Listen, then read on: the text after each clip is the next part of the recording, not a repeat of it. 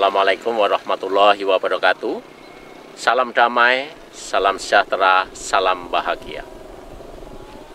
Perkenalkan, saya Suharjan dari Grahita Indonesia. Pada kesempatan ini saya akan membahas tentang pengaruh pola asuh terhadap perkembangan kecerdasan intelektual dan kecerdasan emosi anak. Materi ini akan saya bahas per episode, dan pada episode yang perdana ini saya membahas tentang masalah anak. Selama ini banyak orang tua yang merasa anak saya susah diatur, anak saya bandel dan segala macam. Tapi sejatinya apa sih masalah yang paling banyak dihadapi oleh para orang tua berkaitan dengan masalah anak? Mengacu pada pendapat seorang tokoh, Selinot, beliau mengatakan ada 4 masalah anak yang paling banyak dihadapi oleh orang tua dimanapun, artinya di seluruh dunia. Apapun agamanya, apapun pendidikannya, apapun budayanya. 4 masalah anak yang paling banyak dijumpai para orang tua di seluruh dunia menurut Selinot. Yang pertama disebut dengan istilah out of law. Yang kedua, bad habit. Yang ketiga, maladjustment. Dan yang keempat adalah pause playing game. Nah, ini akan saya bahas satu persatu. Yang pertama, out of law, atau menurut bahasa kita lebih mudahnya adalah anak yang susah diatur. Seperti apa sih anak yang susah diatur? Nah, berdasarkan pengalaman saya sebagai seorang psikolog maupun sebagai seorang konselor, banyak orang tua yang mengeluh, mengadu pada saya, Pak Harjan, anak saya disuruh mandi susah, anak saya disuruh makan susah, disuruh belajar susah, anak saya disuruh bantu-bantu susah, dan segala macam. Nah, ini permasalahan-permasalahan yang paling banyak kita jumpai di lingkungan kita sehari-hari, terutama bagi kita yang masih memiliki anak-anak kecil. Nah, itu yang kita sebut sebagai out of law atau anak yang susah diatur. Sekarang yang kedua, masalah yang kedua yang paling banyak juga dijumpai orang tua dimanapun, itu disebut sebagai istilahnya bad habit. Apa itu bad habit?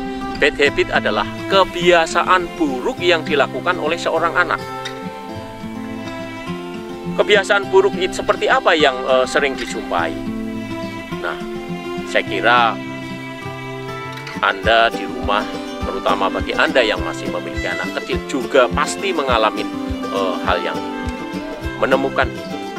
Contohnya, kebiasaan-kebiasaan buruk yang paling banyak terjadi atau yang paling banyak dilakukan oleh anak. Misalnya, anak yang masih suka ngobrol.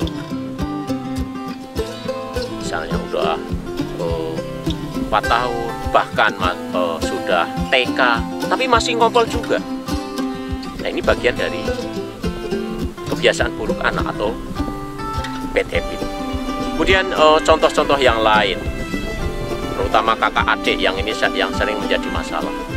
Berantem terus, berantem mulu kakak adik. Kemudian ada juga yang kalau minta sesuatu itu maksa. Entah minta mainan lah, entah jajanan lah, maksa. Ada yang sampai guling-guling di lantai.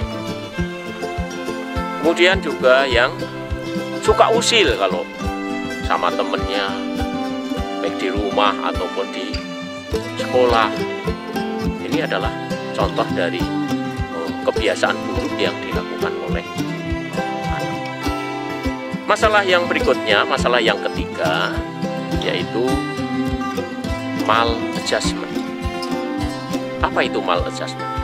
Maladjustment adalah ketidakmampuan seorang anak untuk menyesuaikan diri terhadap lingkungannya, atau orang pada umumnya lebih mengenal dari bentuk penyimpangan tingkah laku.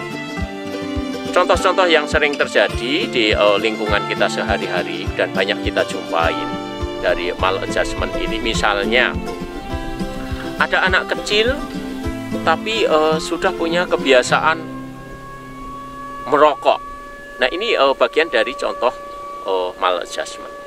Kemudian ada juga di beberapa daerah itu saya jumpai ada anak usia 6 tahun tapi masih ngempeng atau masih netek ibunya, walaupun air susunya sudah nggak keluar, tapi masih punya kebiasaan. Kemudian juga di daerah-daerah tertentu ada yang saya jumpai, ada anak yang punya kebiasaan makan areng. Kemudian di tempat lain ada juga yang saya temukan ada anak punya kebiasaan makan rontokan tembok, kapur, bahkan ada makan obat nyamuk. Ini bentuk dari maladjustment. Contoh yang lainnya, ya, masalah yang lainnya yaitu post playing delay. Post playing delay, ya, masalah yang keempat ini adalah post playing delay adalah masa berhenti bermain yang tertunda, di mana hal ini dialami oleh anak-anak usia kelas 3 SD ke atas, di mana pada usia itu yang seharusnya dia serius belajar bermain, tapi yang terjadi justru dia cenderung maunya main aja, sehingga ada kemungkinan dia mengalami penurunan motivasi belajar. Ada juga yang bahkan sampai mengalami penurunan prestasi belajarnya, jadi motivasi belajarnya turun. Namun ada juga yang sampai prestasi belajarnya juga turun. Nah, kira-kira ini 4 masalah yang paling banyak kita jumpai dari anak-anak, ya. Dan pada kesempatan berikutnya, pada episode yang selanjutnya, nanti saya akan lanjutkan pada pembahasan tentang 4 masalah orang tua. Karena sejatinya tidak hanya anak saja yang memiliki masalah, tetapi kita sebagai orang tua ternyata kita juga memiliki masalah. Nah, khusus untuk membahas tentang 4 masalah orang tua ini akan saya bahas pada episode yang berikutnya.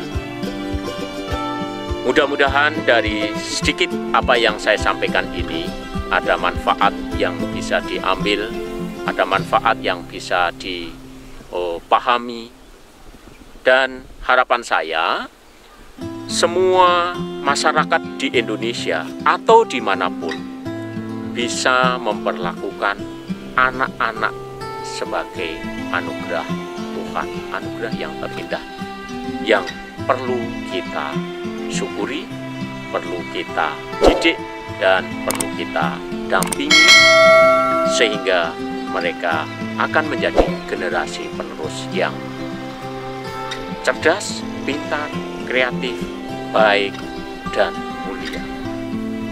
Demikian pembahasan kali ini.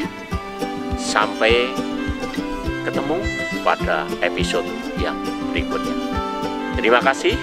Assalamualaikum warahmatullahi wabarakatuh.